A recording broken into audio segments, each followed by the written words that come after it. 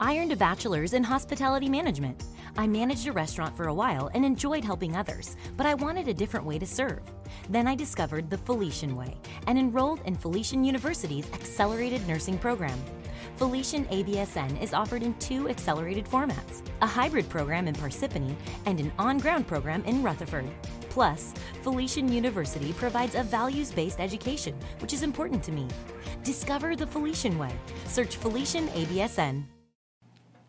This episode is brought to you by our Patreon supporters. Become a patron today at patreon.com/intotheportal.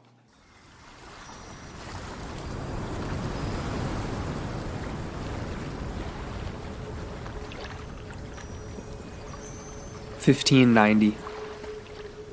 As the English ship approached the shoreline of Roanoke Island, a thick fog began to creep over the water as nightfall was beginning to set in.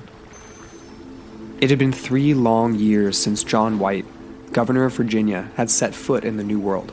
3 years without knowing whether his family and newly born granddaughter Virginia Dare were safe.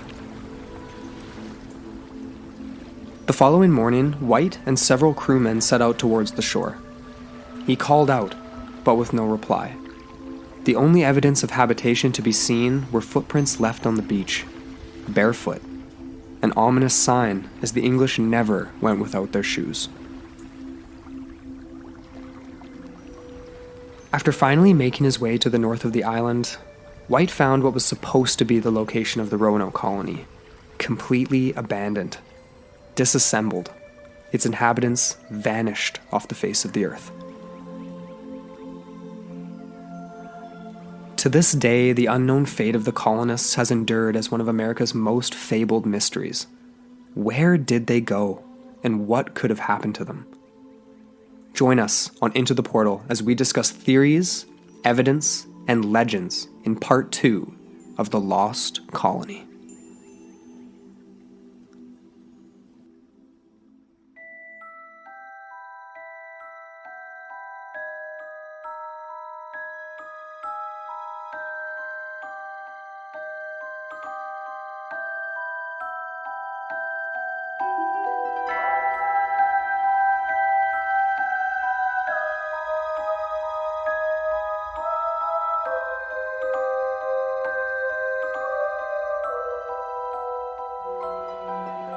Hello, and welcome back into the portal. I'm Amber A.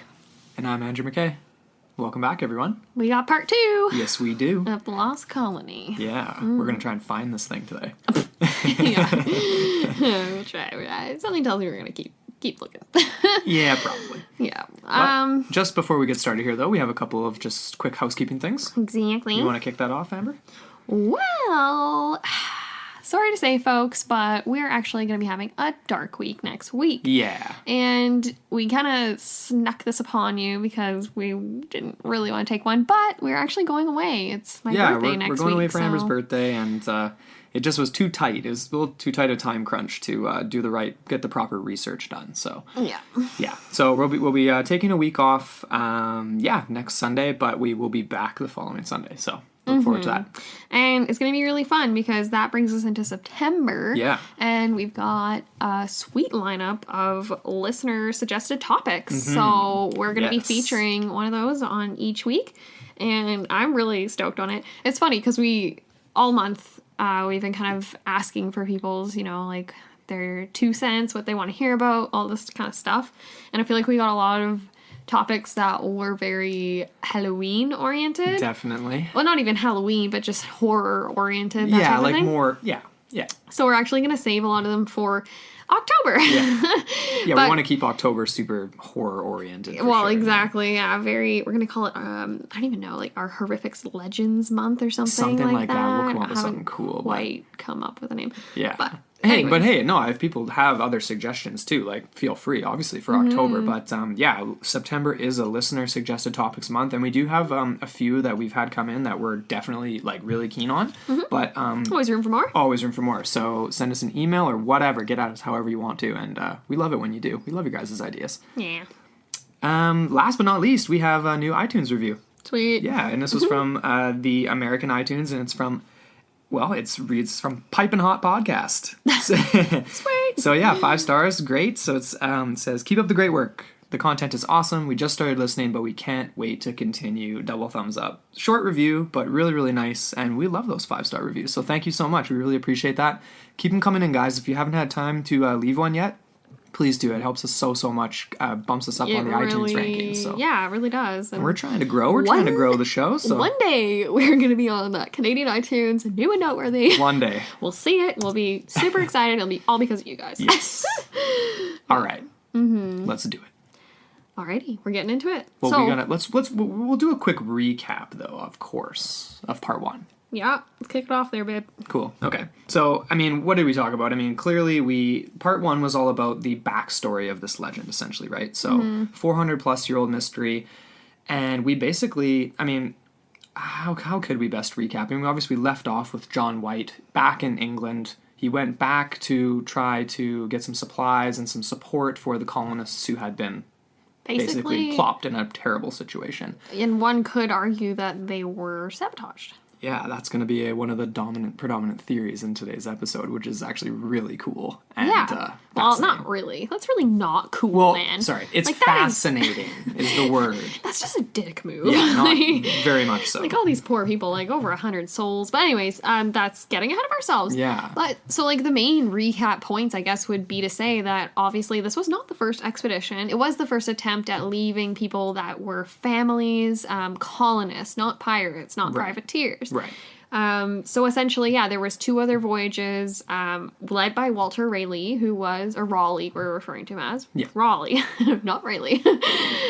So, yeah, Walter Raleigh, Sir Walter Raleigh, he was Queen Elizabeth's golden boy. Yeah. Might have had a few enemies in court, but he basically had staked a claim that he was the one to colonize in North America on behalf of the English crown. Yes. So that's exactly what he went to do, and it was pretty rough, right? Because they were not... It's kind of weird, right? You think of the English as being very diplomatic, but they weren't. No. They were heavy-handed. Yeah. They were violent. I feel as though maybe it was the fact that they thought they were dealing with quote-unquote savages. So in that case, maybe they thought they had to resort to savage terms, which is just a scapegoat for me. That's just taking the easy way out. Absolutely. But not really, because they basically dug a huge hole for themselves for the next 400 years with relations. Yeah. So yeah, they soured the relations, and then of course on the 3rd wave we have the colonists of Roanoke dropped off, so it was 117 souls, and then one more was born, Virginia Dare, in the New World, so 118 people. They were supposed to be at Chesapeake Bay, which we talked about in the part 1, but they were left on Roanoke because they were there to pick up the remaining men of Sir Richard Grenville, who was employed by Sir Walter Raleigh, who was sent there on the 2nd wave of expedition. So basically, the colonists were struggling, and so White goes home, war with Spain, can't get back until 1590, and that's where we're starting off today. Yeah. So, shall we get right into it? Let's do it. Cool. So, like we just said, so obviously, yeah, the war with the Spanish was won quite easily by the English. So it took a few years, but like they dominated them on the seas, essentially. Yeah. So, but even so, John White still had to basically hitch a ride. So 1590, he sails back to the New World, but he wasn't the captain of the ship.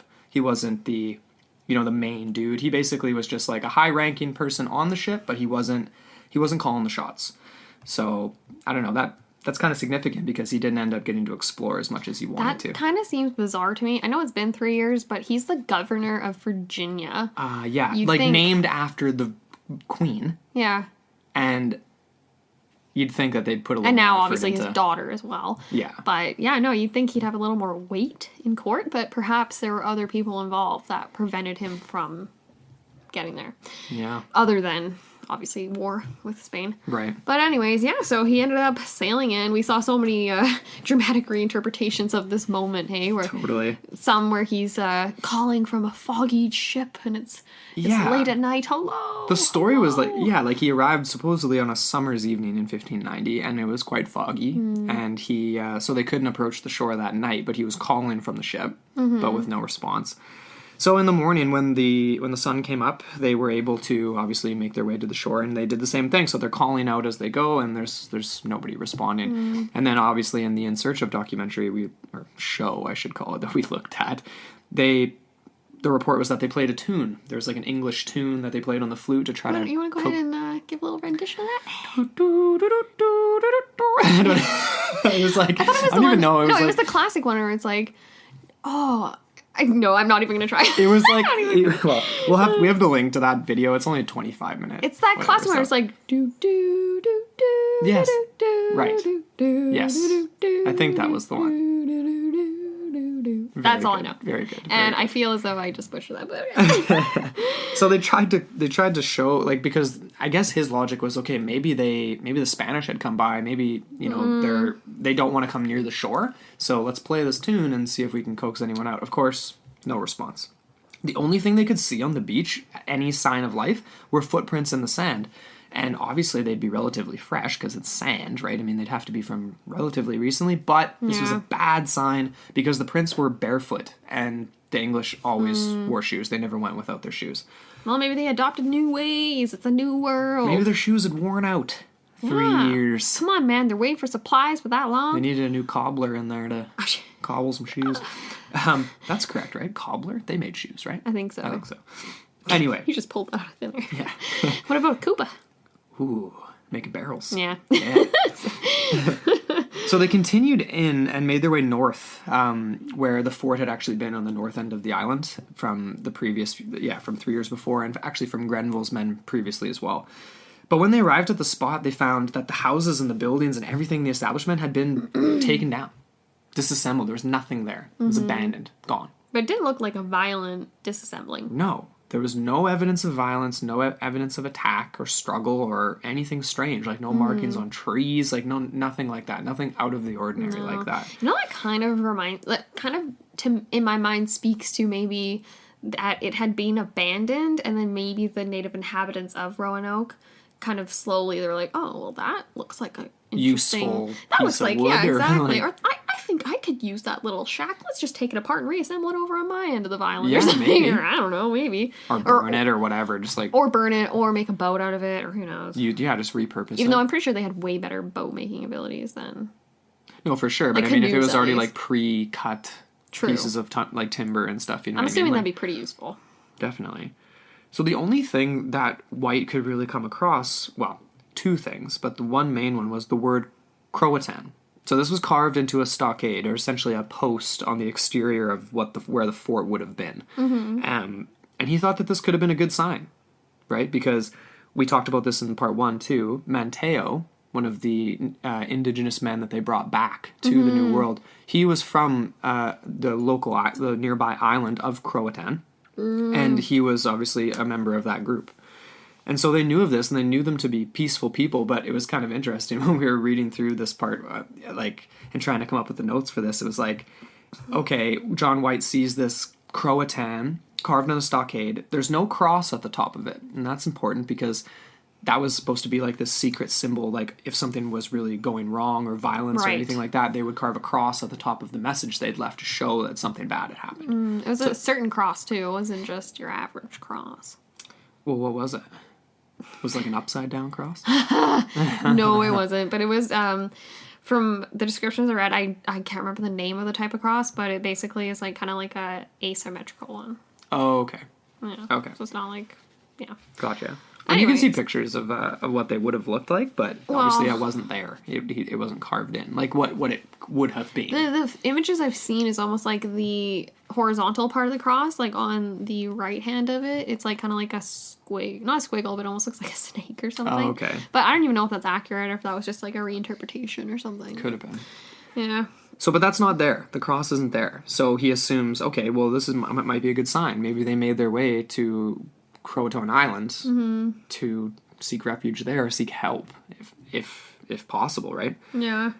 So actually, and then earlier in the day's search as well, they came across just 3 capital letters, C-R-O, carved into a tree on the bluff of the Sound shore. So, and this again didn't have the cross above it. So that was the secretly agreed upon symbol. So there's 2 places now. without so CRO. So maybe they were in the midst of carving that, and they were going to write Croton again, but they were interrupted. By what? By hostile people, maybe? Yeah. I don't know. Yeah. So we're getting into theories here now, and a lot of this is obviously conjecture. There are varying amounts of evidence that would support some of them, not all of them. And we're not getting into anything too batty. We'll just say that. No tinfoil hats here, people. Sorry. No. I'm going to give some tinfoil hat stuff at the end, just for fun. Not the actual... I'm not going to get into it. I'm just going to list them, because they're fascinating just to list. Okay. But we're kind of taking a more serious look at this. Obviously they were abducted by aliens, right? Of course. Obviously. It just makes so much sense. There's so much evidence for that, you know what I mean? Because they're just gone. That's the evidence. Andrew, now we're just... Okay. Now we're just making fun of ourselves, essentially. All right, we're going to start off with theory number 1 here. And quite frankly, I feel like we're kind of going... It's not necessarily we're going in order from... of our least favorites to our most. Yeah, okay, that's what I was going to say. My pet theory is the very end. Perfect, okay. So theory 1, they set sail by boat because of starvation, danger, whatever. They left by boat, or they attempted to at least. Okay, so right off the bat, this obviously poses a few issues for a number of reasons. Boats take a while to build, okay? Yeah. And not just anyone can build them. No. Right? They gotta be watertight, man. They had people that were capable of building homes and other things, like obviously carpenters and different tradesmen and things like this. Yeah. But to actually to get the materials to construct a ship, then actually construct a ship, would take forever. And on top of it, to have the supplies to take you on a sea journey that would last months. I don't know, Assuming that all of them would have gone. Like, maybe their numbers had been greatly diminished or whatever. Yeah. But, so I kind of put that note in here, like maybe only a few would actually go under this theory. And so they wouldn't have to build such a large vessel, but it would still have to be big enough to be a seaworthy thing, right? But they're still going to, like you just said, they're still going to need supplies and things like this. One of the things that was found in 1992 that I stuck in for this theory, but this could actually be included in a number of other theories, was archaeologists discovered the very first laboratory, or the earliest laboratory on Roanoke Island. Like English, like European. So essentially it's like, it says laboratory, but essentially all that means is just they found pots and different things for making very rudimentary kind of like medicine. Oh, like tinctures and... Yeah, like essentially like out of clay. Like herbal. Yeah. And this kind of got me thinking, I was like, okay, well, why would that be there? Like, why would there, you know what I mean? Like, if it's not in the settlement or anything like that, would they have moved away to like a slightly, an adjacent location that was a little bit safer to try to like make some medical supplies for some sort of a journey? You know what I mean? Like, get the basics that you need. Was this at the location of the original settlement, or was it was just nearby? It wasn't at the exact location of this same settlement. I wonder what kind of flora. I was going to say fauna. What kind of flora is growing in the area? Because if it was things like St. John's wort, or like, like other sort things of like that definitely would have been in the area. Julian or whatever. I'm not sure what grows in. Possibly even, I guess things like cannabis wouldn't have been indigenous to North America at this time, but it would have, definitely St. John's wort, other things like that. I mean, how much knowledge the English would have had of those things specifically, I don't know. The other thing was, is like, this couldn't be conclusively dated to the exact, to the Roanoke Colonists. It could have been from a slightly later date. Within the range of like 50 to 100 years. Because obviously the 1580s, like, you're not really... The technology isn't advancing that quickly for like things like that, especially when you're a colonist in the New World. So I wouldn't see that changing. Yeah, of course, to prove this, you'd have to find some sort of evidence offshore, like if they would have sank or had any attempt of actually leaving. And there have been expeditions to look for this. So the first basically. I think it was like 450 meters, out from the now existing shoreline, has been searched, like all along that coastline of Roanoke, for a departing ship. Okay. Nothing to be found. Well, do you think they would have sunk that close? You'd think that. I guess would have made it a the little logic further. is that there would be something possibly left, dropped, anything. Why like the heck some would sort they of draw a picture of a ship on the tree instead of writing Croton? Well, it might take a while. Just gonna quickly chisel a freaking. Just literally a sailboat. It's just a triangle and a little U shape. I guess that is pretty easy to draw. It is. Anyway. I'm not buying this theory personally. I don't think, I'm not really buying that either. Yeah. First, there's a lot of problems with that, right? Because like we've already discussed, the idea that you would have all the capabilities and knowledge and materials and time, like aren't you just too busy trying to survive probably? Yeah, how do you have time to build a ship? Yeah. Anyways, and then also that like just the fact that either, like you said, it would have to be diminished people or maybe a selected crew. But then how would they have supplies to actually... Unless they're bringing the whole crew and just eating the crew along the way. A thought that just occurred to me, though. Like, what if they just tried to do a coastal route and get to the south, right? Because there were already established areas in Puerto Rico, down south, like, all along there. So you would imagine... Frisky biscuits, though, for running into the Spanish. True. And maybe that was the case. But which we will get into. Pure conjecture. The only other thing I wanted to add on to this that doesn't make sense for this was when John White continued on after seeing Croatan carved into the stockade post, they went into the nearby woods and found a couple of chests that had been abandoned.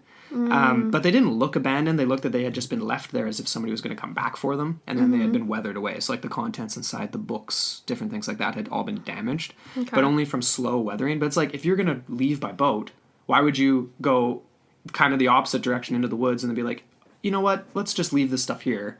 I don't know, like it seems strange. Like, why wouldn't you either bring that with you or just leave it right where it is? Why would you transport it into the woods? Unless the original plan was to go inland and then they got turned around because they realized there was a ton of hostile tribes around and they were like, they're literally fleeing for their lives. Possibly.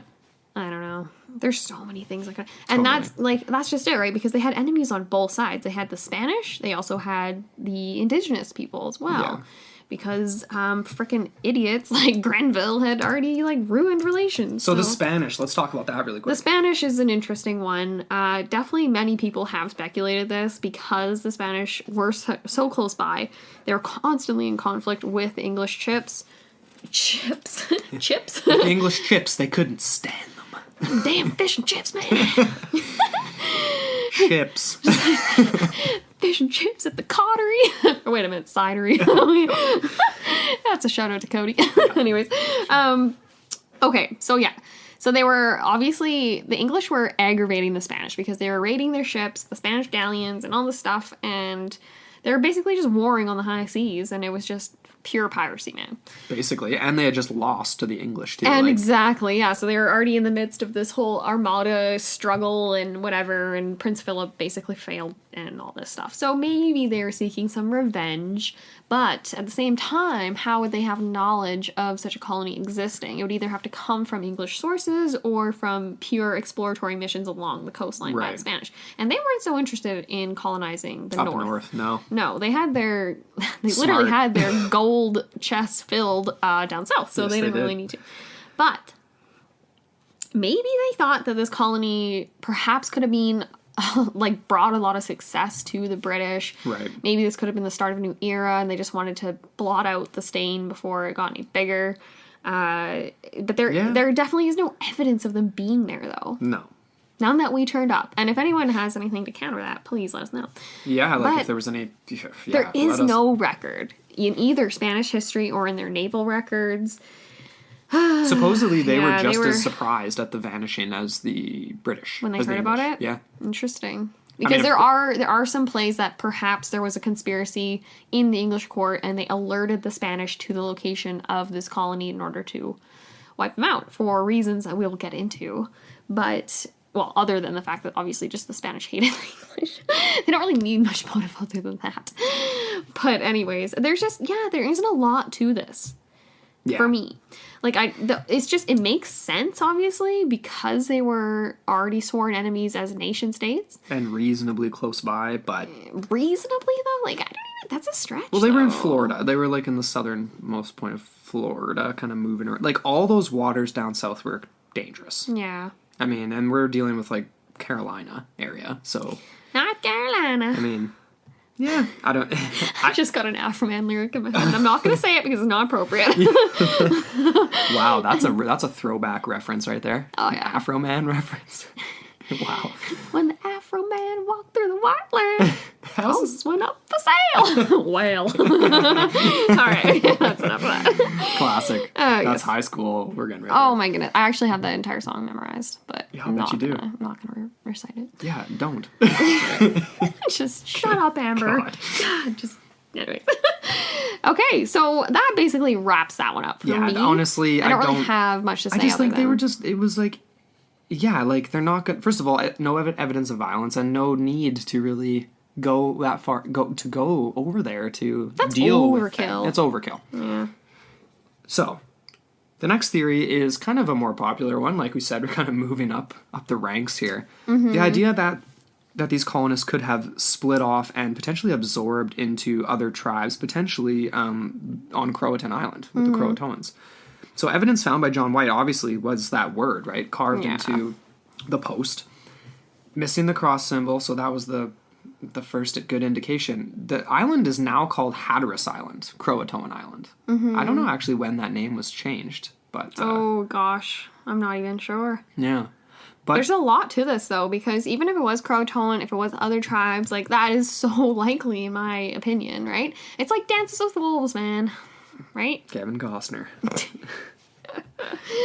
So on Croatoan, there's been evidence found, excuse me. This cider's getting to me here. Little take home from work. Yeah.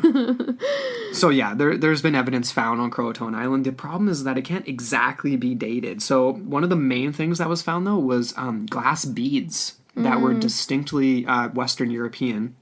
And they started making these in around 1550. They stopped making them in the early 1600s. So the range definitely fits, and these would have been things that they were obviously trading with these people. So yeah, and it could have been the Roanoke tribe. Could have been. Sorry, not tribe, colony. But it could have also been easily one of these other previous expeditions too. So there's no way to kind of like lock it in with them. No. No. Yeah, like, so does this mean, because, like, well, does this mean that they just stopped off, though? Because if that's the only thing that's left behind on the island, like, there's no, for example, British coins or anything that people might have had, or, like, a knife or something that was distinctly, Where's the like, silver cup, man? yeah, well, or any silver cup, anything, right? Anything. Something else that is of, like, European origin. You know what I mean? Like, was this just a stop-off point? Did they go there because it was a safe place and they could refuel, restock, have a safe place to be, and then be like, okay, well, we can't stay here forever, so, like, let's dip out somewhere else. Very true. I know that there was something else found, and I honestly can't remember if it was on the island or in North Carolina. It might have been North Carolina. Like further inland or something? Exactly, so on the mainland. Yeah, okay. But it was a ring. And at first it was supposedly a local jeweler coined it as like a gold ring, and then it sort of matched the period. Right. Since then, it's actually been proven to be a hoax, though. Or not a hoax, but just like not. It was like misidentified. Yeah. It was, they thought that it was like gold plated or gilded or whatever. But it wasn't. It's like a bronze ring. It was brass. Or brass, sorry, not bronze. Yeah, which just dates to a different period and different group. Mm-hmm. So that was a bit of a letdown because obviously any jewelry is usually a very good indicator yeah, of time period. Definitely. And all that, yeah. Definitely. Yeah. Well, okay. So this is interesting though, because we're gonna get into like just weird shit. Sorry, guys. Weird stuff with the word Croatoan. It's popped up a lot of times over the last few centuries, and people have they've obviously questioned whether it was the colonists themselves that carved that into the tree, because it didn't have the distress signal, right? Like they talked about, why would they be leaving if there wasn't distress? We said we weren't going to get paranormal, but we sort of loosely are right now. Really? Well, not really, but we'll just I continue guess. on with what you're going to say. Sure, right? Yeah. I'm like, what? I mean, we're not I'm not getting purveying paranormal it, until I'm getting paranormal, okay? Put your paranormal pants on. My big girl pants. Mm-hmm. Yeah. Yeah, so we've had a bit of a weird coincidence with this Croatoan word. It's popped up in connection with a lot of mysterious disappearances nowhere near Roanoke Island. So it's very strange. Or Croatoan Island. So Edgar Allan Poe is involved in this. Apparently He disappeared for a spell right before his death, and when he was seen again, he was babbling incoherently in the streets. He was seemingly delirious. People thought he was drunk, but it actually seemed to be more than that. And apparently he was actually repeating, until his deathbed, he actually repeated this in a state of delirium, the word Croatoan. Yeah. Weird. Bizarre as well. It was found scribbled in the journal of Amelia Earhart after her disappearance in 1937. That's strange. That's even more bizarre to me, because she was nowhere near that, right? She's on the other side of the world, just leaving Australia. Yeah, and, hundreds of years removed, obviously. Yeah. Again, we get a few other ones here. So apparently there was a horror author, I'm not familiar with him at all, but apparently Ambrose Bierce vanished in Mexico in 1913, and the bed he slept in had the word Croatoan carved in its post. So whether it was related to him or not, but weird, right? And there was another one too. Well, actually, there was a couple other ones here. The notorious stagecoach robber Black Bart etched the word into the wall of his prison cell right before his release in 1888 and was never seen again. I actually saw another version of that one where he escaped. He was supposed to serve a term and he escaped, and he wrote that on the wall. Yeah. So I mean, like, that's also kind of curious too, because it's like, even in, it's 1888 and this guy's a stagecoach robber. Mm-hmm. How did he know about this story? People weren't learning it in school. Was it something whispered in his ear? Just like so many people, like in John Keel with the whole, what was his name? Injured Cold. Injured Cold, yeah. Injured Cold would enter the minds of some people, right? There was that one individual that he communicated with telepathically quite often. So perhaps this word, Croatoan, has a lot more to it than we know. Maybe. That's kind of the only paranormal element of this whole thing, though. But it's just kind of it's a curiosity. It is, and it's definitely a side note. It doesn't have anything to do with the We literally wrote side note in the notes here. Side note here. Yeah.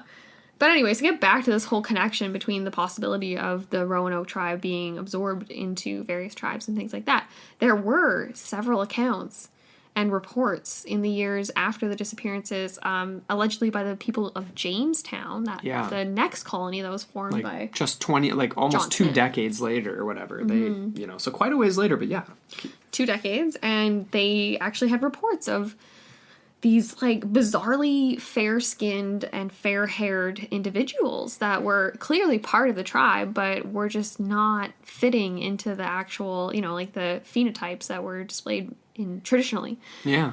Phenotypes is in just physical markers of appearance that conform to genetics and things like that. Mm-hmm. That's a really poor definition of that. No, good enough though. I mean, seriously, eye color, hair color, those types of things, right? That would match up with anything European. There's genotypes and then there's phenotypes. Yes. Phenotypes are the expression of the gene.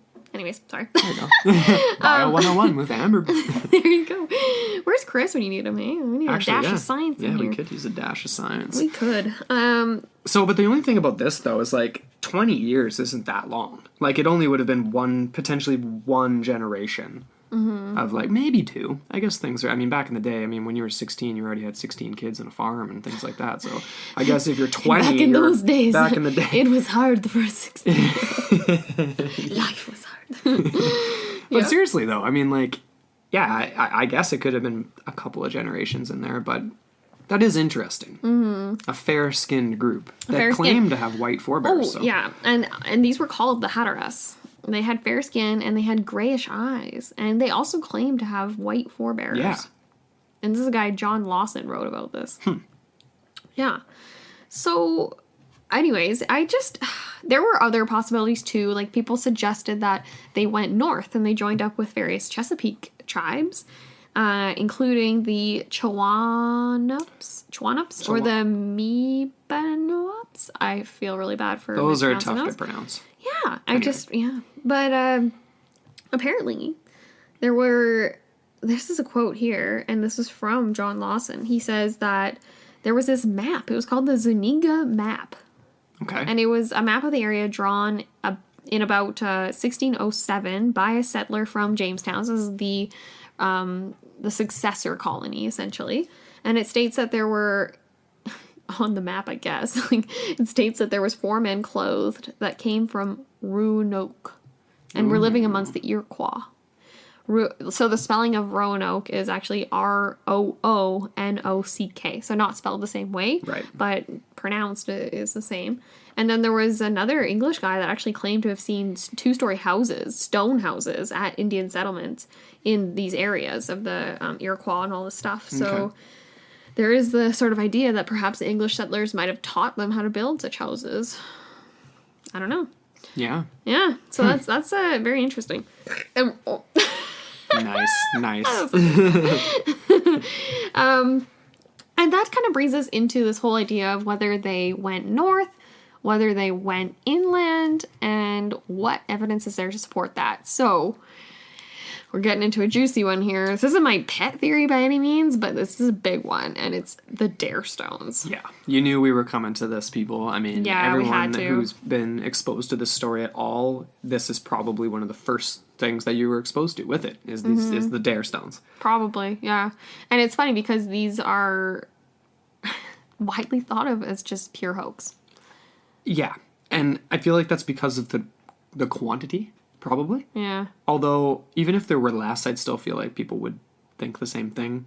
Wow. And know- the fact that the majority of them were then found by a guy who was basically kind of given breadcrumbs, like, you know what I mean, as far as what the researcher was looking for, like the scholar himself. Right. And we're going to get into that in just a second here. But, okay, so apparently so the Dare Stones consist of about 48 stones, and they all have messages carved into them. And they all were found inland, and they led away from the coast in a linear pattern of sorts. Sorry. Yeah. And so it is like a line, right? And you go from North Carolina down into South Carolina. And these stones weren't even uncovered until the 1930s. It was 1937. And the first one was found about 80 miles away from the original settlement on the Maine coast. Right. A lot of people actually consider this first stone to be legit, and the rest of them not legit at all. And I would be sort of leaning that way too, honestly. But like we'll talk about it more. Yeah. So it almost, like I said, it's like, well, I refer to the fact that the one guy that found most of them was almost led along a breadcrumb of trails, or of clues, sorry, but essentially that's what these Dare Stones were too, right? If you think about them, it's just like sprinkled, scattered in a line, a rough line, and yeah, it's so bizarre, right? Because it makes you question, like, okay, so why are these people moving so far inland? If it was me, I'd probably be traveling along the coast, but traveling south. Well, because you don't know where you're going. Well, like, exactly. At least when you're along the coast, you have a reference point, right? Mm-hmm. Yeah. If you're just going straight inland and you don't know what's there, that's risky. That is super risky. Were they thinking they would come up on another coastline, maybe, perhaps? I don't know. I don't know. So the story goes that it was a tourist named Lewis Hammond. He was from California, and he was actually looking for hickory nuts. Really? Yeah, he was searching for them off the highway. It was a stretch of highway Highway 17 near Edenton, North Carolina. And he actually found this bizarre stone. He took it home. Allegedly, he messed with it a lot. Like, he scraped off the moss. He colored in the lines, the etch lines, with white pencil. He tried to accentuate it as well. And it didn't help his case, right? Yeah. And then after he did all that, he realized that he couldn't even read it because it was like old Elizabethan English. And so he ended up going to Emory University in Atlanta. And he told them how he had found it. He said that basically he wanted someone to decipher it. He wanted someone to interpret it for him. Mm-hmm. And basically what it said, this was side one of this stone, said, Ananias Dare and Virginia went hence unto heaven in 1591. Any Englishman shew John White, Governor Virginia. Yeah, short for. So it's like So it's like any Englishman show, but it's like SHEW, John White, Governor. Shoe, and then VIA, Virginia. So John White, Governor, Virginia. Mm-hmm. So supposedly this was written by Eleanor Dare. Sorry, I was going to say Virginia. His daughter. Yeah. And obviously her daughter and husband perished based on this message. Yeah, it was very sad. And it had two sides to it. So that was side one. Side two had a huge long paragraph on it. And it basically described how after the colonists had moved... Sorry, after John White had left, the colonists had moved inland. And they had suffered a lot. It was just miserable. They had war with local tribes. Numbers are reduced by illness. And then basically only 24 are left. Right. From 117. Yeah. Eesh. Not looking good. Ugh. And then it says here, apparently on the stone, it said that after a ship was spotted off the coastline, the Indians, this is their phrasing from, not me. The Indians, quote unquote, turned against them and attacked, killing all but 7, including Ananias and Virginia. And supposedly the 7 buried their dead, carved a tombstone for them, and placed it on a small hill by a river. They don't actually say what river. And it says here, yeah, obviously, for any savage, if they found it, just to bring it to an Englishman or Governor White. Right. And, yeah. So, it's it's interesting, right? Because the way that the story's told is that, okay, so this is found on the side of a highway.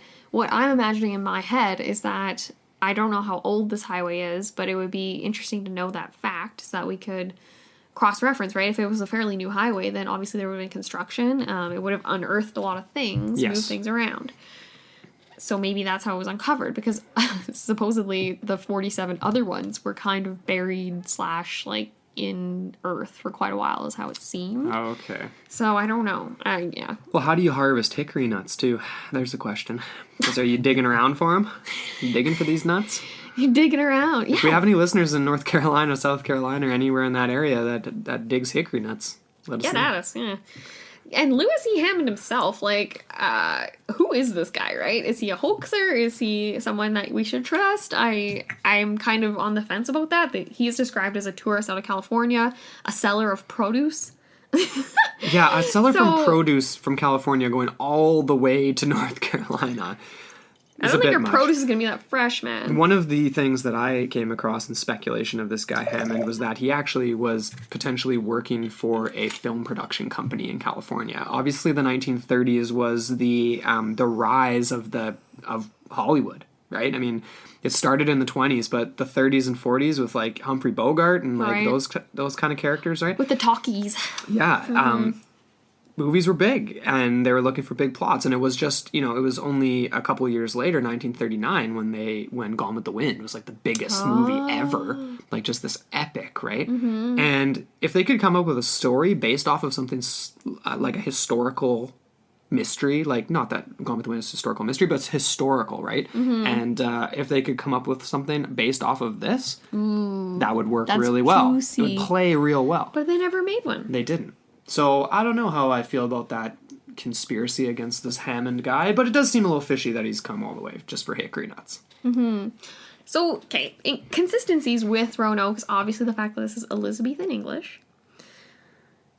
And that's about it. The fact that it had Ananias and Virginia. Right. And then it was reasonably close by, this first one. I mean, 80 miles is not... 80 miles, it's not super close, but it's close enough that you can walk that far. Like, not in an afternoon, but if you're trekking inland, it's not like it's 5 states over, you know what I mean? No. Middle America, Oh, exactly. But then the trail obviously led away from there in sort of a linear line like we suggested earlier. Yeah, that's so interesting. Actually, that threw me through a loop, that whole idea that it could have been a Hollywood plot. Yeah. But there was someone who really took this seriously. Yes. Got his juices flowing, man. Like, seriously. And it was a Hayward Pierce Jr. And he was a professor. I'm not sure what of. Actually, no. I think he was a doctor. Not a doctor, but like a doctorate. Like a professor of something. Mm-hmm. Was he from... He must have been from the university that Hammond brought them to, I'm assuming. That would make sense, wouldn't it? I believe so. Okay. Mm-hmm. I have to double check that one. But anyways. Okay. Yeah, so basically he led the way in uncovering more dare stones over the years. And like I alluded to earlier, he was the one that gave a lot of information away that he probably shouldn't have, which could have given people the amount of information they needed to go ahead and hoax these. So, over the next 4 years, a lot of rocks started popping up all over the place. And they were found mostly by 4 people, including Pierce and his father, but also by a man by the name of William Eberhart or whatever, who is described as an uneducated stone worker who found a mysterious stone with the date 1589. Okay. So it doesn't quite match up with the first air stone where it was 1591. But he went to Pierce anyway, and Pierce was very dismissive of it. He just thought it was a Spanish gravestone. But apparently Eberhard was not. He was not dismayed by this, and he came back with 2 more stones. And I should just say right now, these are from South Carolina, so they were quite a ways away from the original. And it was kind of a shame because Pierce was very in his excitement, in his enthusiasm. He shared a lot of the information with Eberhard as to which exact stone he was looking for, which is kind of bizarre to my sense because I know he's looking for the tombstone because that was the one that was described on the Dare Stone, the original Dare Stone. Right, trying to locate that hill location. So that was kind of what he was fixated on. He wanted to find the hill, he wanted to find the bodies. Yes. He wanted to find it all. He was a very ambitious person. Well, yeah. I mean, it's pretty fascinating. I'd be in the same boat. Exactly. And the reason, okay, so this is interesting. Pierce thought, he figured that the original Dare Stone was found so far away from the other Dare Stones in South Carolina because the original Dare Stone would have been carried by a native person, right? Either in some capacity to carry it to an Englishman or whatever, which in my mind, okay, wait, this is a really heavy stone. Why are you doing the English any favors? Read it and relay the message if you really want the reward? Well, I don't think they could read Elizabethan English. I guess. Why don't you just transcribe it on a piece of bark? That's light. There you go, yeah. Or something. I mean, I don't know. Well, if they can't read it, then how the heck would they know to bring it to anyone? Well, exactly. And on top of that, why would they want to? What if, like, what was ever written on there was bad news for them? You know what I mean? Like, what if they're like, oh, this is a sweet place, come and make your Literally, that only would have made sense if exactly Manteo found it. And was like, oh, I can read this. Yeah. Like, sweet. Yeah. So, anyways, it's funny because, It's just so fishy overall, right? Like Eberhard, he came up with a whole ton of these stones. Yeah. And they had a lot of different markings on them, a lot of different they weren't styles. All similar. Yeah. No. So that to me is a lot of inconsistencies. Mm-hmm. And then as well, it's kind of funny, Pierce, he was very, like he put a lot of stock into Eberhard because he thought he was more trustworthy because of his lack of education. Okay. So he thought there's no way this guy could hoax this. He's not educated. He doesn't know the language. English. He doesn't know anything. Yeah. And there was no internet back in the day. So could you imagine? Like I can't. No, like seriously, like we sit here and do this show and it's like, you want to look something up? Sorry. Nope. Not happening. You just never know for the rest of your life. Yeah. So anyways, to say the least, these stones have been mired in controversy since the findings. And Pierce has kind of been put through the mud with this one too. A lot of people accuse him of fabricating many of the stones that he and his father found as well. Well, there's another sort of turn with this too because there was that dude, Scott Walter, I believe his name was, from the History Channel doc, and he did a very cursory examination, and using digital technology, he determined that the stones are authentic, and the weathering is consistent with the time frame, which, in my mind, doesn't make any sense. Because of the fact that he messed with it, right? The first guy that found it, he altered it. He scraped away all the moss, he scraped away all the stuff, and... he did do that. The one thing that made sense that this guy did, so like, forensic geologist, so like what he did was he looked deep in the grooves and like pores of the rock, and there was like indication of, I can't remember but there was rusting. Like there was like other rocks, like chemical weathering. Yeah, like other types of minerals that had gotten in there over time that had then weathered. So like that was his indication of time. So like the guy had scrubbed the surface, but there was like deposits beneath that like matched up. But it's like that doesn't that only gives you an indication of like, it could have been carved in roughly the same time frame, like 400 plus years ago, but still wild speculation. It is, yeah. To be honest. And a lot of people just consider all of it just outright ridiculous and just don't even, a lot of them are, I even found this one article that referred to them as the pet rocks of Brunel University. And that's where they're housed right now at Brunel. Okay. And this is another really cool thing that sort of veers into the realm of legends and paranormal, is the fact that apparently at Brunel there is a ghost that haunts the Darestones. And really? The ghost is none other than Eleanor Dare's legendary second daughter, who is said to have been the offspring of a North Carolina Indian king. Crazy. Her name was Agnes, and this is total folklore. Like, there's no way that we could possibly ever come up with evidence. Corroborate this. Exactly, to corroborate. But the legend goes that Agnes, the ghost, did not show up until after the Darestones did at Brunel. So. Very, very interesting. Yeah. Well, that is one of the theories of assimilation, like that they didn't go to Croatoan Island, they went west and actually, just assimilated into a group, and that she was taken as a bride. Mm-hmm. Which, honestly, like, I don't think that is completely unrealistic, necessarily. Like, no.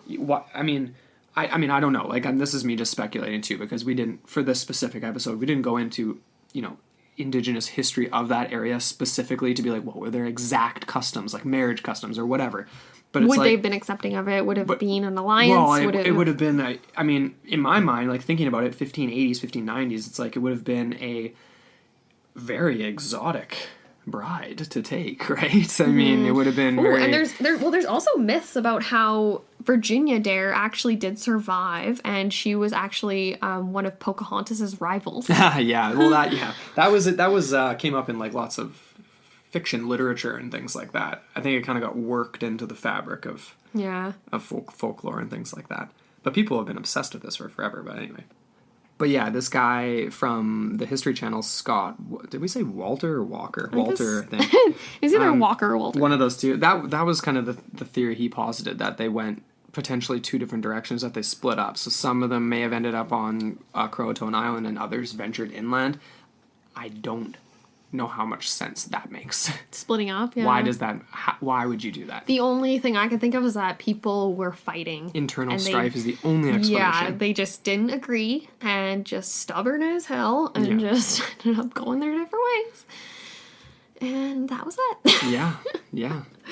But there was nothing ever mentioned on the Darestones in that capacity, right? It wasn't like, we split off and the others went that way. No, it just said that there was X amount remaining. Mm-hmm. It didn't say... That they had dwindled down to like 24 or 27 or something. Yeah. Yeah, so that's definitely a very intriguing theory as far as what could have possibly happened to these. I feel as though all of it could have happened, even if the Darestone isn't real. I feel like that's a definite possibility that they tried to travel, whether it was inland or not, and had met with an ugly fate of sorts. And it was a mix, right?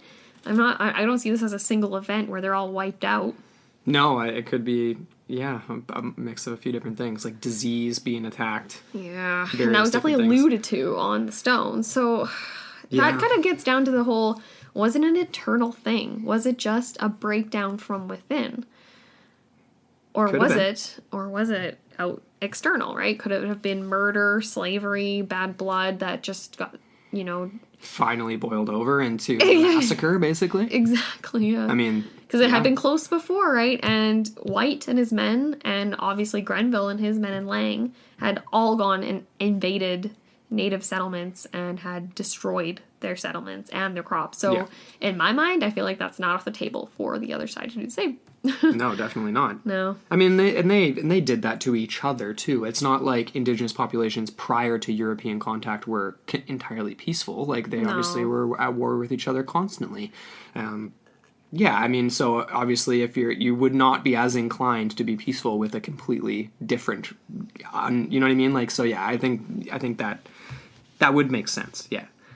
Mm-hmm. But there's also this idea that they could have been just outright taken as slaves. Like the men may have been massacred, and then the women and children, whatever remaining ones there may have been, taken as slaves, and then sort of slowly assimilated into the culture just by being taken as essentially wives. True. There was that one account from William Sachi who reported seeing native tribes with European slaves who were forced to beat copper. Yeah. So that could have been a few. Working in some of the... Well, we've come across that just like watching, I mean, just documentaries and stuff like that, like ancient indigenous mines. That's so cool. We should do an episode on it. Yeah. But, like European slaves working these, essentially. Bizarre. Well, not bizarre, really. It makes sense. Well, it would be bizarre for another, like, white person to come across them to it, see or to hear about it, or something, right? It's like, that would definitely be a turn of the screw. Like, I like that. Yeah. That's a James reference, isn't it? Yes, it is. Yeah. Okay. But, yeah, so, sorry, just to get on track there. I feel like we're on the track, but my brain isn't on the right track. I feel like we're on the track. We're on a track. Where it's heading, I don't know. Okay, so this comes down to this whole... The idea that there was murder, violence, there was an uprising of the natives, and they basically took over and quelled the colonists and basically killed them all. Yeah. This comes down to a confession supposedly heard by John Smith of Jamestown, John Smith. The John Smith. Yep, the one that took home Pocahontas. Apparently. Supposedly. But apparently he heard a confession by Pocahontas' father, Chief Powhatan. And this confession basically said that he murdered all the colonists in a revenge. And, yeah, it was bad blood, and they just were like, you know what, you guys are vulnerable, and we're just going to take care of you. We're just going to nip you in the bud. Yeah, well. And he was supposedly a little remorseful, I guess, because he would have killed a baby, you know what I mean? Like, right. Not to say that, like, a lot of colonists didn't kill indigenous babies. That was very that was widely practiced, right? You kill the young and you enslave the women and you kill the men. And that's how you subdue and colonize people. Yeah. Very brutal. No HR back in the day. No, yeah. That's a bad joke. Poor taste. You can't go and complain to anybody. That's my point.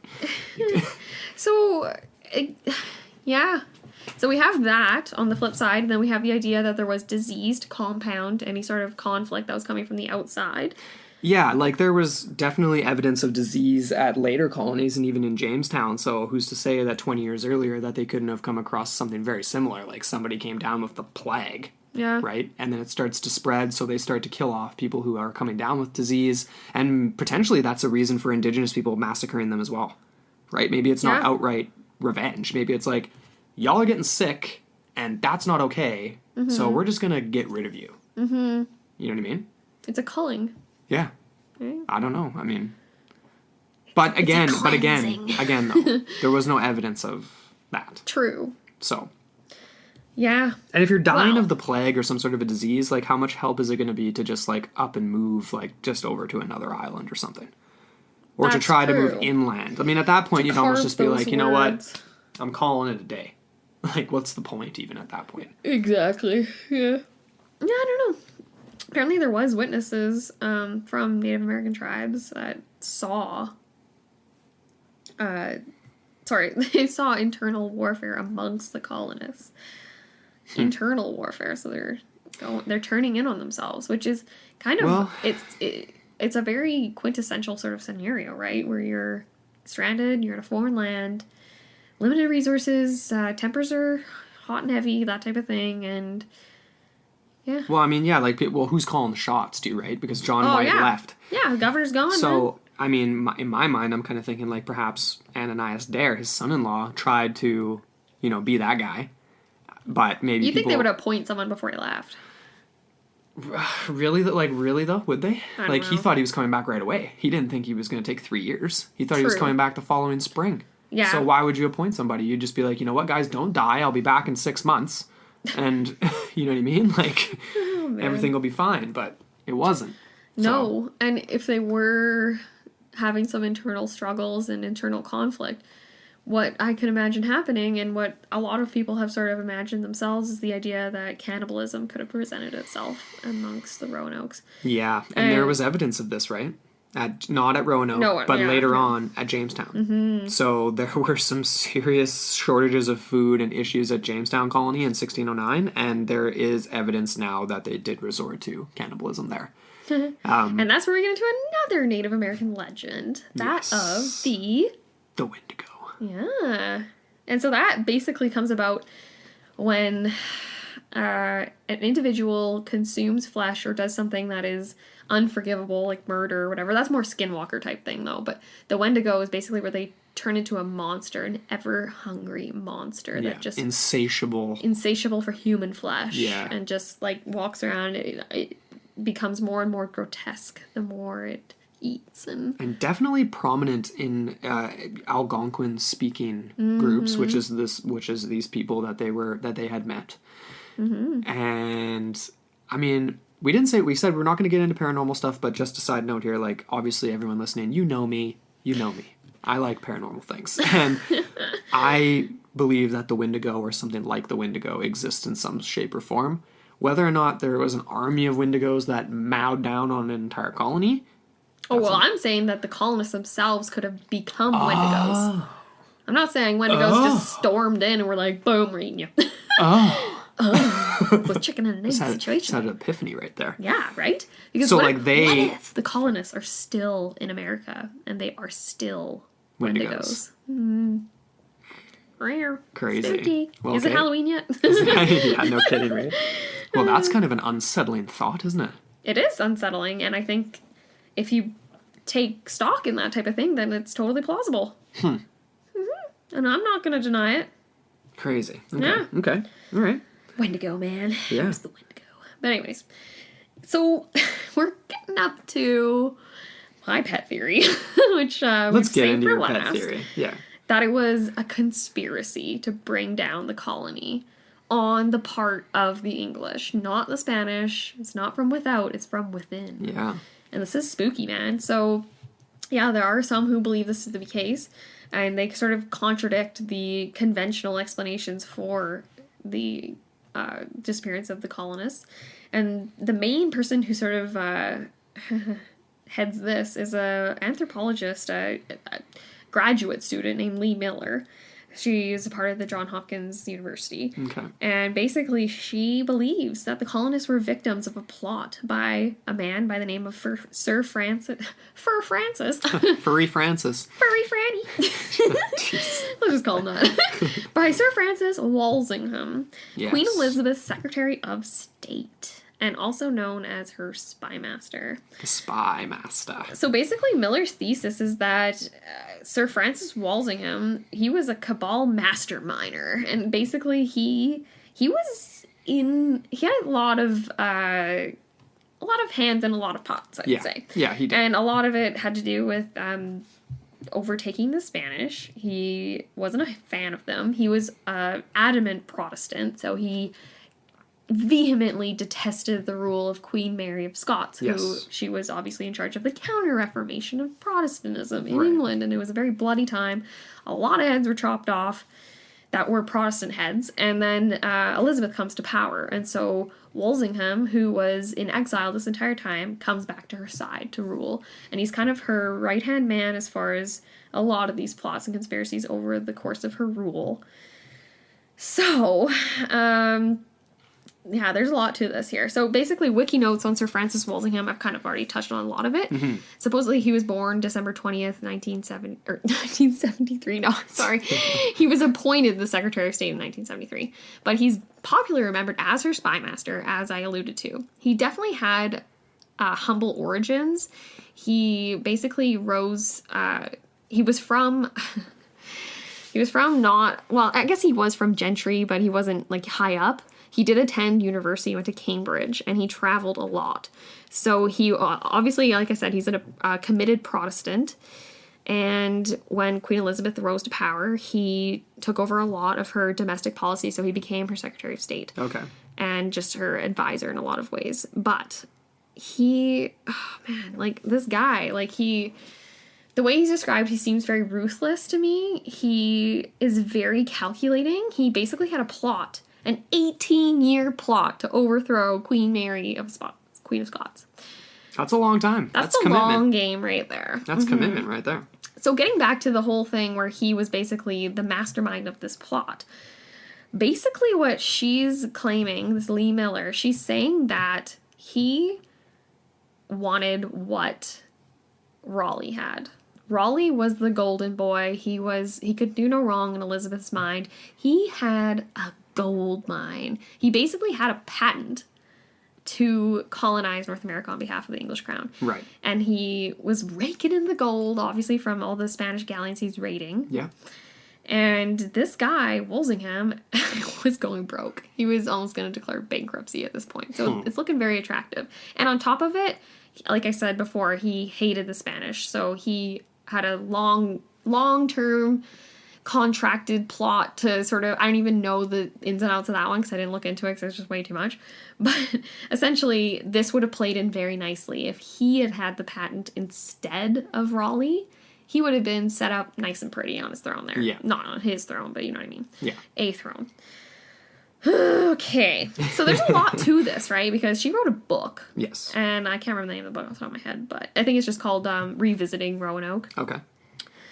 But basically, her idea was that, like we mentioned, Kate, we sort of made Fernandez out to be the bad guy in the part 1 of our episode. But he is just a pawn in Walsingham's plot. Right. So essentially, Walsingham set him up. Fernandez was actually going to be hanged at one point for being a pirate. Really? And Walsingham got him out of it. So, think there's a debt to be repaid? Probably. Yeah, I'd say. I would say so. So, essentially, Fernandez was the person on board that would have been responsible for a lot of the sabotages that prevented the colonists from having success. Things like ordering the abandonment of one of the 3 ships carrying essential supplies off the coast of Portugal days after departing England. He's like, screw you guys, we're abandoning you. Even though it ended up showing up anyways, like days later after they landed on Roanoke, which is weird, right? Because how would they know where to go? Were they just trying to meet up there because they knew they'd stop for the pit stop to pick up those 15 people and then continue on? Very weird. I mean, you're not Very using strange. GPS, that's for sure. So, Right? I mean, how the heck do you... I don't know. Maybe it's just the route and they saw stuff. They saw smoke or something. Maybe. Anyways, and then he also refuses to stop in the Caribbean for supplies like fresh water and salt for preservation of food, all that kind of stuff that's essential to creating a colony. Yep. He also stalls/gets lost and then dumps the colonists in an area known for conflict way too late in the summer for them to successfully transplant plant crops, is what I mean to say. Yes. On top of it, he gives the reason that he's not bringing them to Chesapeake Bay because he's in a rush to go raid Spanish ships. What does he actually do? He beelines it back to England. Yeah. So what does that say to you? And, okay, so on top of that, Fernandez was obviously not working for Spain because he hated the Spanish. He was a Portuguese national, and the Spanish had recently taken on a lot of Portuguese territory, so there's no reason for him to be aligned with the Spanish. So that's kind of irrelevant in a lot of ways. Right. And so anyways, he was probably... It's strange, too, because he actually was one of the contributors to the funds for the colony. So he was an investor. So why would Fernandez go about, like, sabotaging his own investment? The only reason I can think of was that it was Walsingham. Right. That was like, hey, buddy, you owe me. You owe me your life. You owe me big. Yeah. So do you want this to work or do you want to die? So essentially, yeah. So Lee Miller, she builds a case that Fernandez was enticed/coerced by Sir Francis Walsingham to do his bidding. And that... Essentially, this is, I don't know. Like, what are you thinking about this right now? Well, it's funny. We just recently watched, what was the title of that movie? It was like Queen, it was about Queen Elizabeth, and it had the character of, this guy in it. And it was played by... Queen Elizabeth. It was just called Queen Elizabeth. Or Elizabeth. Played by I think it was called Elizabeth. Joffrey Rush. But... Jeffrey. Is it, sorry, Jeffrey? Joffrey. Oh my goodness. Oh, anyway. Oh my god, you just had a Mark Storrs laugh. Did I? Yes. Yes, I love Mark Storr's laugh. Shout out to Mark and everybody at the Cryptonaut podcast. Yeah, we were listening to all day at work today. It was so much fun. Yeah. But anyways, I kind of lost my train of thought there, but I'm buying it. I'm buying it because clearly this guy had some sort of clandestine motivations. He was a shady really character, did, you know, yeah. and he was, like you said before, like he had stokes and many fires. Yeah. And this was definitely because like Raleigh was, like you said, he was raking it in, and he was given like tons of stuff too. Like he was given even more estates throughout the UK. Like he had estates in Wales, Scotland, and like other places too. Probably like he was France, just like, too. what do you even need that much space for, bro? you know, like- yeah. Anyway. So obviously there's a lot of jealousy going on in the English court. A lot of it revolving around this golden boy. And I think, what's his name? Walsingham. I think he's been around the block long enough to see that he can probably overturn this sort of favoritism, right? He has to be very patient. And again, we get more sort of allusions by Miller and arguments by her that basically the reason for John White's his stagnation is from going back to the colonists was Walsingham. And I'm gonna just say something really interesting. The year that John White returned to Roanoke is the same year that Walsingham died. So he's no longer in the picture. So there's nothing for, you know what I mean? Like, isn't that's an interesting tidbit? Yes, eh? it is, because it's like, well, the story we were given was like, oh, the war's over, so here's a ship. But he didn't But get he a didn't even ship. get a ship. Yeah. So, and not to mention, though, it's like, even if the English had defeated the Spanish, like they did, this is still very, very, very, like, small amount of time had passed since then. You're still going to want your armada. Like, you're still going to want your fleet intact. So if that was really the justification, why is another ship going then? Like, right after. You know what I mean? Yeah. You would think that there would be things to maintain over in the New World, though, too. You know what I mean? Like, as far as outposts or whatever. Like, I don't No, I know, but that's what I'm saying. Like, what he was told was that you can't spare a ship. We need it for the war. But that's just an excuse. Yeah. Yeah. Clearly, because it's like, Okay, wait a second here. you've Like, got how many ships do you have? Like, come on now. Like, a lot. you can spare a ship. He can spare a dinghy, damn it. That makes sense. that Walsingham would do. The thing, I don't know. I guess maybe he thought he was going to live a little longer than 58. He was hoping to see reap some more of the. Or even just pass it along to his next generation, maybe. Maybe, because. But it's interesting, though, right? Like, I think this is very... Like, even Miller, this is her exact words here. I think it's Walsingham. If you look at other Walsingham operations over the years, which are documented, it's like clever fiction. He took 18 years to bring down Mary, Queen of Scots. He's the only one who regularly pulled off these vast, meticulous, painstakingly thought out schemes. It's documented that he did this. End quote. So I feel like Miller is a bit sensationalist, and she really wants to come out against a lot of the sort of conventional notions of what happened to the colonists. And I think it's really juicy. I feel like this is the makings of another movie, right? And I honestly, okay, it's funny because we watched that Elizabeth movie and we thought we were watching the one with Raleigh in it. Right. That has, what's his name? Clive Owen. And we, freaking Netflix, man. Yeah, we waited all the way Netflix. to the end of the movie, and then the credits come up, and I'm like, We waited 2 hours. So when's Clive? Where's Clive? Where's Clive? What? Part 2, I guess. Yeah, I don't know. part 2. But anyways, it's kind of bizarre too because you get the same lady playing Elizabeth in both the movies. Right. So what's her name again? It's totally escaping me. Gwyneth Paltrow, was Oh it? no. What's the name? No. No? I don't know. I'm just thinking of names like that from Hollywood. It's one of those actresses with a name like that. What's her name? Let's see if you can gosh. think of it by the time I look it up. It comes up with Queen Elizabeth. Susan Sarandon. Oh, okay. It starts with a C and it ends with a whitening. Toothpaste. Kate Blanchett. Oh, okay. Okay. Ends Right. with a whitening. It's like going to the dentist. Okay. Anyways, All right. So according to Miller, this is the most convincing case for her, and a lot of her book is what I would call sentence fragments. She's very her prose is very sparse. I'll say that much. But anyways, so she, again, just to add to this conspiracy, is the Jamestown Report. Right. that came in, like, what was it, like 1608, I believe, or 1609? I think, yeah, in and around there. One of those. And basically, this was where we get the Chief Powhatan's confession that he murdered all of the colonists. And it's funny because apparently there are documents and things that suggest that the principals of the colony of Jamestown, so like the higher ups, like the council, I guess. Yeah. City council, man. Anyways, Colony council. So apparently they were suspicious and disbelieving of this report. And there were repeated search efforts after this report was issued up to the year 1650. Really? 1650. So this is like 70 years after these colonists disappeared. Or sorry, 60 years.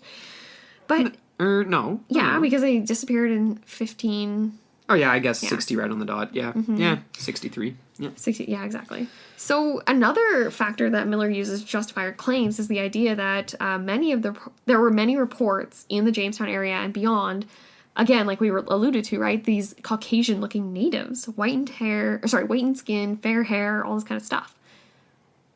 So maybe that was another reason why some of the colonists at Jamestown were disbelieving. So they're like, I don't know if that's really the case because of this. Yeah. But at the same time, Chief Powhatan's confession might not have been false. He could have easily slain a few of them and thought he got them all, but a few of them escaped into the trees and then ended up scattering and joining up into random various tribes and all this kind of stuff, and then producing this offspring, which is very, very, very strange looking, to say the least. Yeah.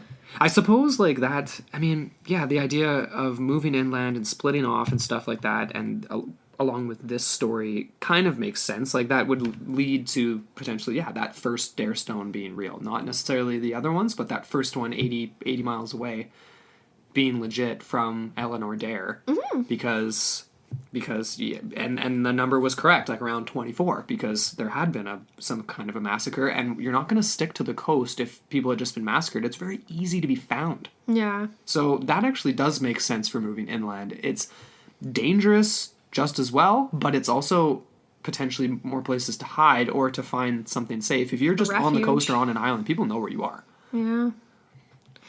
But then at the same time, if any English ships pass by, wouldn't you want to see them and wave them down or something? Yeah, I know, but it's like if you're just freaking having to look over your shoulder every millisecond to make sure nobody's going to shoot you with an arrow, then, I mean, what's the point? And if you don't have binoculars, it'd be really hard to see the flags on the ships unless they're really close to shore. Yeah, you wouldn't, yeah. You know, so that in that case, it could be quite dangerous to make that kind of attention. Anyway, so what do you think of this whole Lee Miller? Is this something that's... Well, I mean, I feel like there's... Yeah, greasing the wheels, the cogs. I mean, she's not the only one that's obviously positing this idea, right? No, she's just the one that basically put it all together in a book. Totally. Mm-hmm. And shout out to one of our diehard listeners, Adam Castaneda, from the band The Suppers, which is just a sweet, sweet group. You guys need to go check them out on Spotify. Awesome music, really, really great. Mm-hmm. But he threw out this idea in our Facebook group, and I was stoked because I was like, oh, I didn't know if anyone had... I wasn't... Yeah, like if anyone had heard this before, so I was like, sweet. And so I'm definitely leaning this way. I mean, because Walsingham is like he's a documented person in history, and we can go look at the other things that he arranged. Yeah. Money is king. Cash is king. And if somebody else is making it and you're not, and you could have been that guy. Yeah, you could have. Then... And you could usurp that, maybe. Right? I don't know. I mean... It reminds me of Taboo, right? The TV series we were watching. I can't wait for that show to come back. It was a dark, dark times, and what was that called? The company, the East India Trading Company. Yeah, the East India Trading Company. Yeah, brutal. Indeed, we might have to do a show on that too, an episode. Oh, what was the main guy in that? We both have a crush on. Tom Hardy. Tom Hardy. Yeah, I have a man crush on Tom Hardy for sure. Yeah. I'm definitely buying this theory. Like, they ditched their supply ship. He piddled around and sailed around when he didn't need to and wasted a bunch of time. Yeah. Why would you do that? Yeah. This is the 1500s, man. You got to get to land. Oh, totally. To survive. Like, obviously, that to me, like, the ship being lost at Portugal or ditched at off the coast of Portugal, that could be misconstrued in a million different ways. Maybe they had not to go... Not stopping for supplies in the Caribbean? That one and the wasting time one are the two, to me, that scream conspiracy for sure. And apparently, like, what I relate of Miller's argument is obviously, like, the rough sketch of it. And she does go into the fact that supposedly there was a previous expedition that failed in 1517, and I don't even know how far they made it. It was basically, I think they made it to Scotland. I'm not sure. It was, like, very brief. But the language used in the journals that describe the account and whatever else, the journey. Yeah. The wording is oddly the same as Fernandez's journal when he was writing at the time of when he was captaining these people. So she was like, this is bizarre. And I don't know if it's a stretch of the imagination for her to just be like, it was like a copycat crime. They weren't even that original about it. Like, they just, and it wasn't even like that was a conspiracy, though. It was almost like they just used that as a what's it called? Like a precursor sort of example. What do they call that in the law system where it's like a precedent? Yeah. It's a precedent for what happened. So maybe they were thinking like, oh, this could be legit if we just, just kind of mosey around. Apparently, because like obviously Fernandez at one point, he almost grounded the ship on the North Carolina shore. Right. But he used the exact same wording as the guy who actually done the same, but in Scotland. Okay. So it's just really weird. And I don't know, I don't want to get too much into that, but there's a lot to Miller's argument. Yeah. And to really absorb it all, agree. I would highly recommend checking out this John Hopkins magazine article that sort of reviews it. It was by a girl named Dale Keeger, Okay. Rethinking Roanoke. But yeah, she basically goes through and she is very thorough in her examination of Miller's work, and she doesn't let her off the hook for a lot of things. So Fair enough. in that regard, yeah, there's definitely something to refute it as well. But that kind of brings us up to our conclusion, hey, for this episode. Yeah. For our theories. And obviously, if anyone else has anything to add, we would love to hear from you. We want to know what you think. Yeah. We'd love to hear what you guys think. So which of the theories that we've discussed today do you feel like is the most accurate? Is there any that we haven't mentioned that you think could fit for this lost colony, for the disappeared people? I mean, the thing with this last bit we just talked about here with the conspiracy and the sabotage of Walsingham, that still doesn't explain where they went. Right? No. I mean, obviously that just explains the circumstance and why John White couldn't go back. And still potentially explains, I mean, you want to go even more conspiratorial, was one of those 117 that traveled there a plant of some kind? Could one of them have been involved in this Walsingham plot of some kind? Right? That would have been the clever thing to do. Why would you? Wolseley probably did do that. Or sorry, Walsingham. Yeah, Wolseley. I mean, yeah. I mean, because that would tie into the sabotage element before they actually landed. But then again, too, it's like that would have been a pretty. That's a kamikaze mission for that guy too, because it's like, okay, you're gonna be the mole on an island where everyone hates you. Yeah. And where's the carrot there's and no stick for that food, guy? and like, what do you have, like an extra can of carrots like hiding behind a tree that nobody else knew about? They probably made him false promises and that type of thing. Must have. Yeah. Who knows? So what is your ultimate thought here? Where'd they go? What happened to the colonists? I think it's a mix. I think that they probably could have basically been on the brink of starvation, had no supplies, were very desperate. Some of them could have got fed up with the whole colony situation and been like, you know what, screw all you, like, I'm going my own way. I'm gonna, maybe perhaps some could have, like, this is all in my head, right, imagining things like, what if some had struck up a friendly relationship with a couple natives and been like, you know what, actually not for all of you, just for a few of us, we're just gonna go this way. Maybe. Just peace, because you guys suck especially and for the with women, guns. right? Yeah. Well, yeah, like you'd women have- are vulnerable, but they're also a good ally. Like, you know what I mean? Like they will make alliances to benefit themselves. Yeah. Not saying that men won't do that either, but they were very heavy-handed in the beginning, and there wasn't any men in the first two expeditions. So, what do you have to say about that, man? Yeah. I'm not going to make this a gendered issue, though. But that's kind of my thoughts, is that there was a mix of fates of these people, like whether or not... So some could have just died, whether it be at the hand of indigenous people, tribes, slash disease, and slash possibly moved inland, is kind of what you're saying? But I also think that they were not... Like, the original sort of situation for them was not good. And if I was white, I honestly probably would have been like, you know what, guys, this is not going to work. Like, let's just go back and retry next year. Yeah. Take them all back. Like, just do it. Or just take them to Puerto Rico or take them somewhere else and just be like... Or take them to Chesapeake Bay, for God's sakes, at least. That's just the bizarre part, right? Why they never made it there. Because... It's not even that far away. No, it's like, really by not. boat. Like, Yeah. anyway. Like, on the coast, right? It's definitely far away if you're having to freaking backpack supplies. Who knows how it would have gone, if they had made it there. 500 acres apiece is what they 500. were promised. Yeah, they never... I'm of the mind that, same kind of deal. I think that there was definitely a peaceful exit from the original colony, obviously, because there was no indication of that. So John White finds this word on the post and CRO on a tree. Whether or not that actually has to do with the island being named Croatan, or if this is just some sort of strange paranormal word that pops up in messed up situations, like we kind of mentioned, I don't know. But either way, they left not under distress, clearly. Yeah. So I think that they probably did at a time go to Croatan Island and possibly spend a little bit of time there, or at least figure out what they were going to do. Mm-hmm. But there's been indications that, I don't know if I actually mentioned this earlier on, but there's climatologists that have looked back in the record, and it shows that 57 to 59 was massive drought. Oh, really? Massive drought.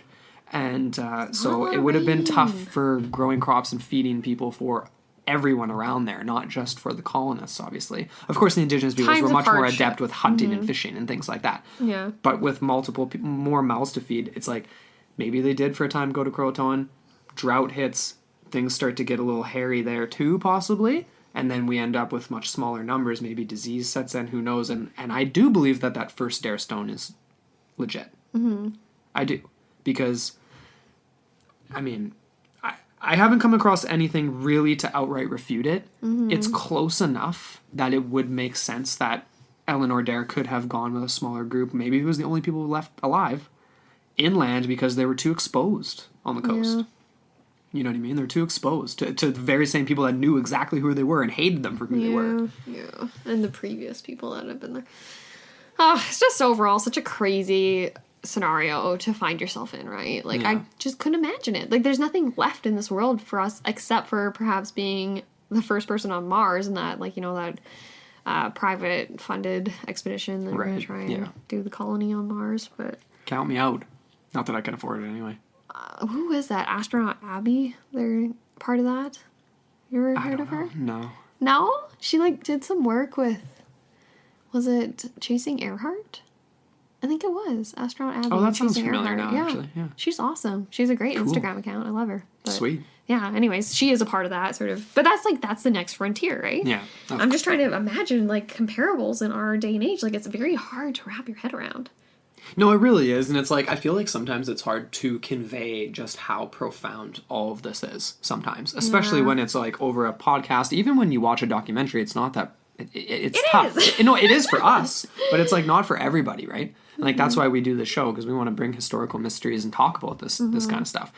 But it's like, this was the same with, like, the Chinese explorers and the Irish explorers episodes, too. It's like, people, this was the 1580s and prior. Mm-hmm. You're crossing an ocean. You don't even know, like, you're just weeks upon weeks upon weeks. You can't see anything but water. Nothing. Mm-hmm. You don't even know if you're going to hit land or not. You're just trusting the guy steering the boat. Mm-hmm. Crazy. Like... I don't know. Hopefully Terry knows how to get there. Hopefully Terry. I have a hard enough time trusting airline pilots, like, you know what I mean? I have a hard enough time trusting cabbies, man. I don't trust them for a second. No, you're going to take me... I always have my Google Maps You're going to take me on a freaking way longer route, and you're going to drive like an ass, and anyway. Yeah. Truth comes out. Yeah. That's why we don't take cabs. So, definitely they didn't take a cab anywhere, the Roanoke colonists. Couldn't catch one. Oh, man. Yep. Anyways, so that kind of wraps it up for us, I guess. That pretty much wraps it up. They gone. I mean, gone? We don't really have any conclusive conclusions. No, we don't. And this is one of those... Pure conjecture. Pretty much. And that's the same boat for everybody, really. Yeah. Some evidence found on Croatan, some on Roanoke, the Dare Stone inland, and we want to hear your thoughts. Please. So send them our way. Thanks so much again for listening to this part 2. We hope you enjoyed it, and we will not be back next week, so enjoy a weekend off, and we sure will for Amber's birthday. Yeah. And then we will be back the following Sunday, and we can't wait. We'll see you guys then.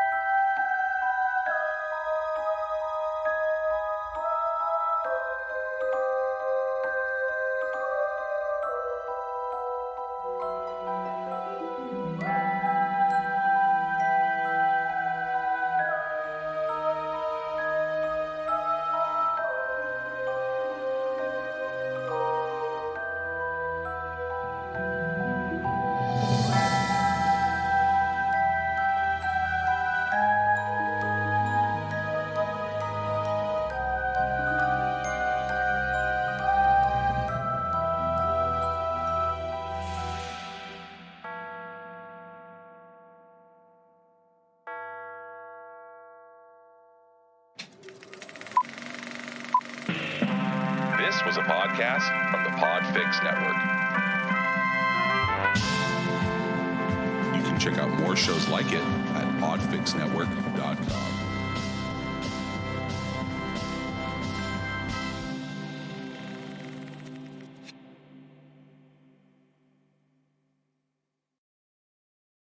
A great way to become a nurse is the Felician Way with Felician University's Accelerated BSN program. Felician ABSN is designed for people who have non-nursing college credits and want to begin a new career as a nurse on an accelerated timeline. With 2 learning formats, a hybrid program in Parsippany and an on-ground program in Rutherford, Felician ABSN provides multiple paths to nursing success. It's the Felician Way. Plus, we have seats available now. To learn more, search Felician ABSN.